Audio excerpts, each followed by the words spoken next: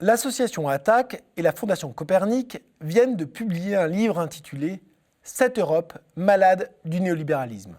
Ce titre reflète l'état de décomposition avancé du projet européen. Mais les contributeurs n'en restent pas là. En explicitant l'urgence de désobéir, ils définissent une stratégie internationaliste pour sortir la gauche de l'impasse eurobéate. L'avenir appartient à la gauche, c'est ce qu'annonçait le mois dernier le Financial Times. L'affirmation a de quoi surprendre.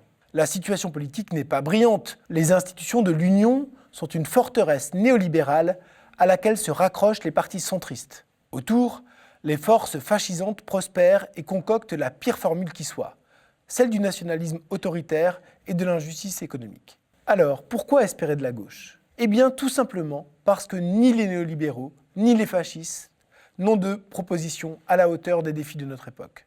Réduction des inégalités, transition écologique, internationalisme, ces thématiques appartiennent à la gauche.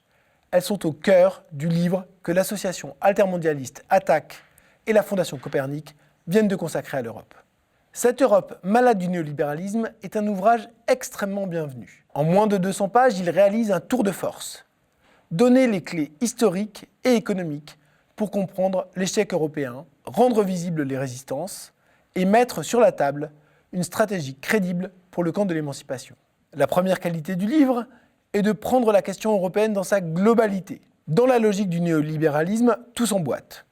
Démantèlement des protections sociales, destruction environnementale, entaille contre la démocratie, xénophobie, précarité du travail, inégalité de genre, tous ces fléaux ne sont pas des phénomènes isolés. Ils sont le produit de ce que les auteurs du livre appellent un fédéralisme autoritaire, un agencement politique qu'ils décrivent de la manière suivante. Les politiques économiques et sociales réduites à l'application des normes disciplinaires sont exclues du débat public et de la décision démocratique.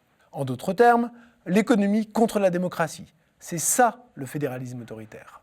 La seconde qualité du livre est de proposer une stratégie claire. Les auteurs la résument d'une formule impeccable. Rompre avec l'UE en désobéissant au traité, dans une perspective de refondation d'un nouveau projet européen. En quoi cela consiste-t-il concrètement ? Principalement en 3 choses. Premièrement, s'appuyer sur les mouvements populaires.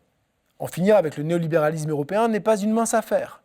Sans l'énergie vitale des mouvements sociaux, c'est une bataille perdue d'avance. Susciter et renforcer les mobilisations est donc une nécessité absolue. Deuxièmement, désobéir. Pour les auteurs du livre, la rupture au niveau national est un levier indispensable. Un gouvernement déterminé à rompre avec le néolibéralisme devra refuser les carcans des traités pour mener à bien son projet.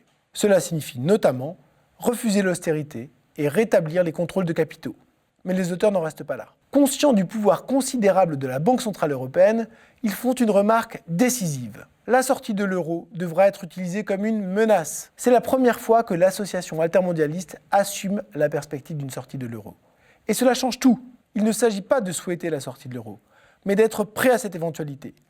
La possibilité de sortie de la monnaie unique est la pierre angulaire qui donne sa cohérence et sa crédibilité à cette stratégie contre le néolibéralisme européen. Le troisième ingrédient est tout aussi essentiel. Pour les auteurs du livre, toute rupture nationale doit être simultanément une offre de solidarité. L'affrontement contre l'Europe néolibérale est l'exact contraire d'un repli nationaliste. C'est une invitation à se coordonner pour renforcer les droits sociaux et planifier la transition écologique. Face au pourrissement de l'Europe néolibérale, Attac et la Fondation Copernic ont trouvé l'antidote. Constituer un bloc social sous la bannière de la justice sociale et environnementale.